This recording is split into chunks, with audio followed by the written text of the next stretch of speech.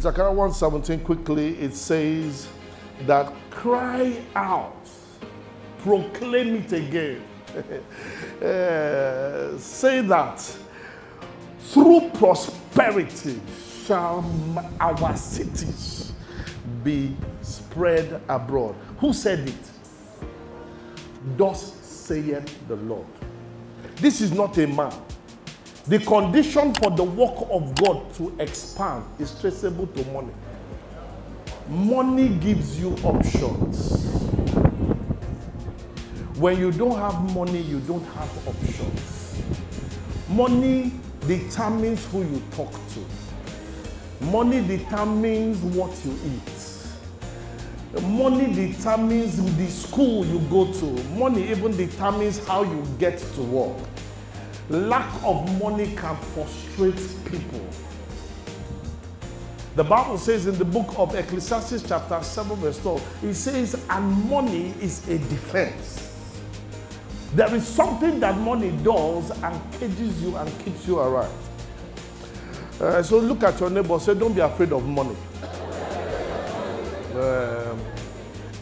$1 billion in the hand of a wicked man is $1 billion in the hand of the devil.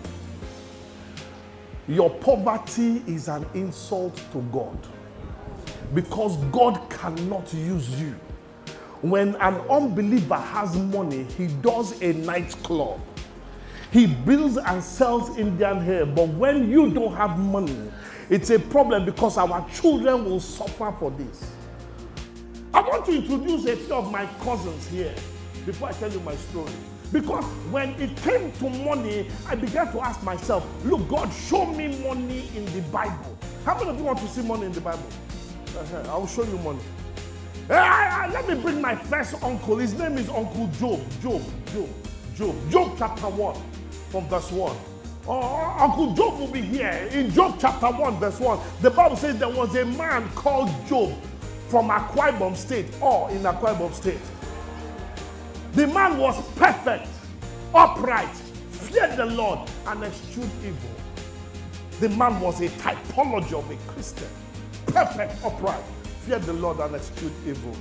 Interesting to know, in verse 2, the man had 10 children, 7 boys, 3 girls.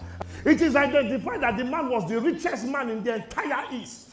From Dubai up to India. That's how big the man's territory was. If he was alive now, he would have been in Forbes. Yes, he would have been a rich man.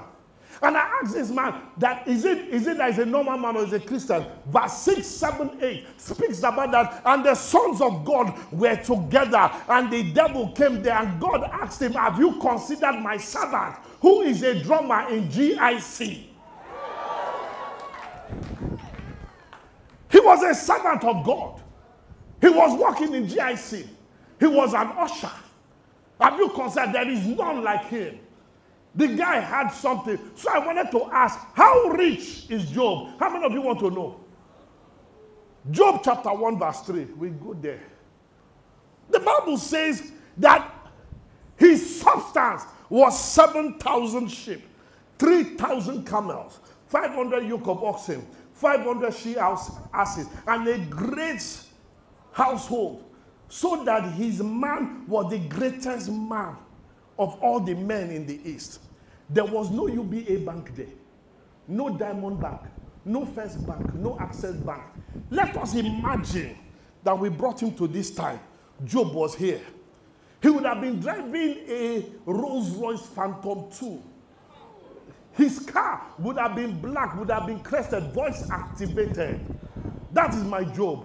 He would not enter the traffic in Port Harcourt. He would have had a helicopter that would take him out. And probably a private jet to fly him out of town.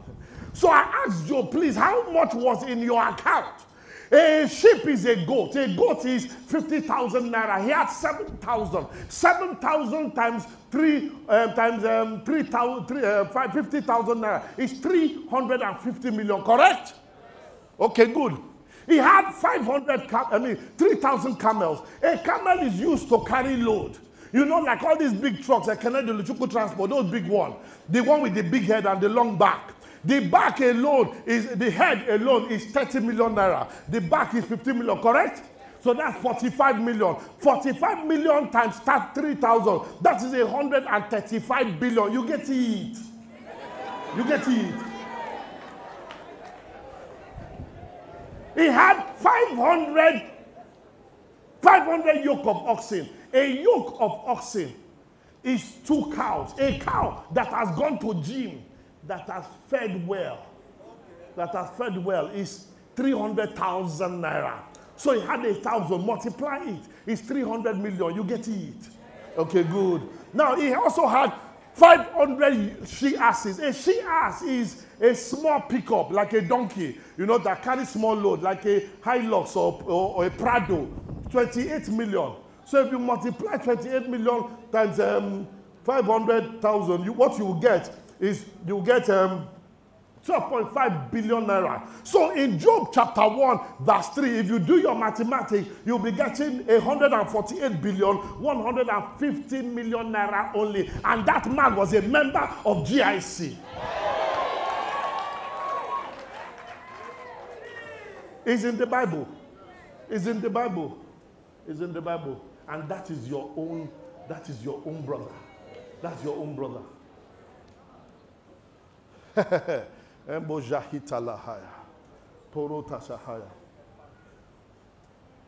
When the devil tested, they removed everything. His house in Lagos was brought down. Erosion collapsed all his facilities. His children were in a private jet and they all died. So they came to tell Job. They said, Job, how far? He tore his garment. He said, the Lord giveth, the Lord taketh. Blessed be the name of the Lord. How many of you will still go to church after your money has gone? You will call pastor, Pastor, didn't you hear my children died? He came to church and was still serving. God knew what he had. When God sees it in your heart, it will put it in your heart. It will put it in your heart.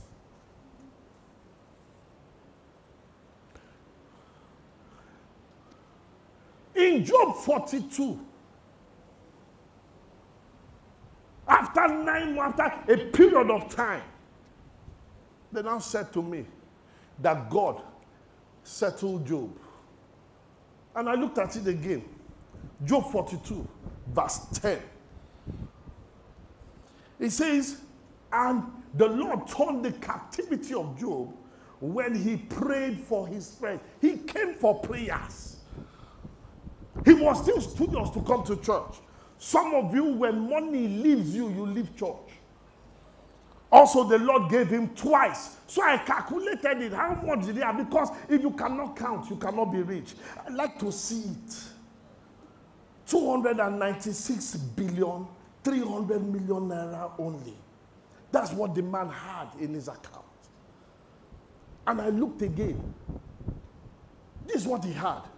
Next verse says, and the Lord gave to him 10 children, all his brethren, everybody. He had 7 sons and 3 daughters. So I asked myself, so the process of him becoming successful did not take 1 year.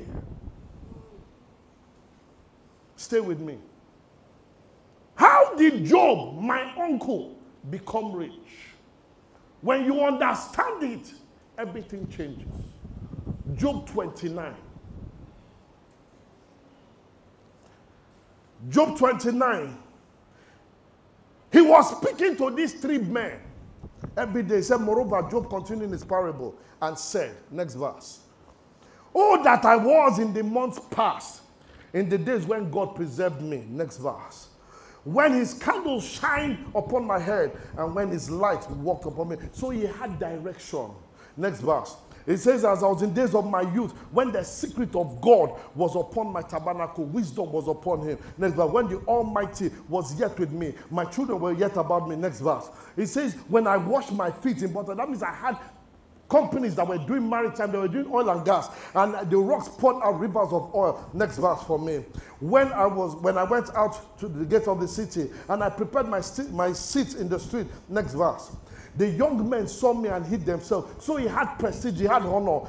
Next verse, stay with me. The princes refrained from talking and laid their hands upon their mouth. So he had order, he had power. Next verse there. The nobles held their tongue. He was popular among the politicians. Next verse. When the ear heard me, it blessed me, and the eye saw me, gave me witness. Next verse. Because I delivered the poor. This was why God blessed him. The money that God will give you is tied to the covenant. Because I delivered the poor that cried, and the fatherless, and him that had none to help. Next verse. The blessing of him that was about to perish came upon me, and I caused the widow's heart. Next verse. I put on righteousness and I clothed, and my judgment was as a robe of diadem. This was his responsibility. Opportunity answers to responsibility. If you are looking for the opportunity, get ready for the responsibility. So let me interpret this for you. Remember that there were 3 men that used to come to him, and they would sit with him. They never slept in the same house with him. He was like a mentor to them. Man of God. They sat down there and they listened to him. When he spoke and then he went back, they would go and tell the other friends that, do you know that this Job that used to help us, his condition is bad. Who were the people they was talking to? Remember the widow who was crying that she cannot pay school fees for her children. He was paying that school fees there. He had invested in taking care of the old ones. He had invested in paying house rent. He had invested in paying their school fees. The people that needed help, he was there. So these people graduated from University of Port Harcourt, graduated from River State University, and then they are joined into government house. They are gone into politics. Some have gone into bank. So some of them have become regional directors in bank. Some have become government. And they said, who will build the road, a Canary Road from Lagos to Port Harcourt? They said, let us give it to Job. What are you doing with the money you have now? Until you accept responsibility, opportunity will not come your way.